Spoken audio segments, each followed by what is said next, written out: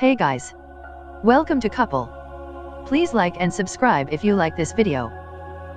6 Roman Catholic dioceses in Pennsylvania joined the list this week of those around the US that have been forced to face the ugly truth about child molesting priests in their ranks.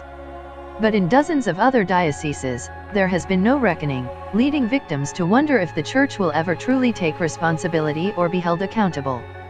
It happens everywhere, so it's not really so much a question of where has it happened, but instead, where has word gotten out, where is information about it accessible, said Terry McKiernan, founder of BishopAccountability.org, a Massachusetts-based nonprofit group that tracks clergy sexual abuse cases.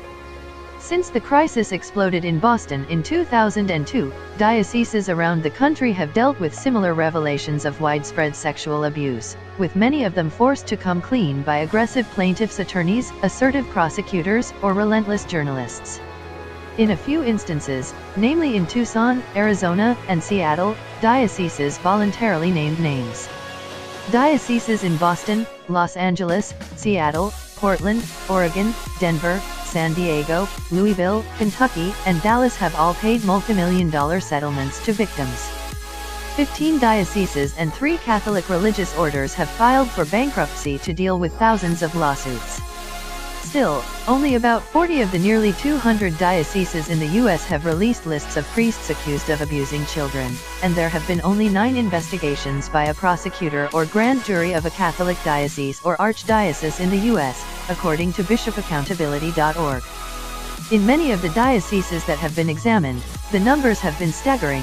In the 6 Pennsylvania dioceses, 300 abusive priests and more than 1,000 victims since the 1940s. In Boston, at least 250 priests and more than 500 victims.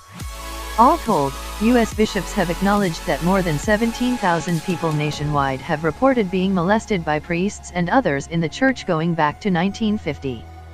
Phil Saviano, a Massachusetts man who said he was sexually abused by a priest in 1960s beginning at age 11, said he hopes the grand jury report in Pennsylvania will prompt attorneys general in other states to conduct similar investigations.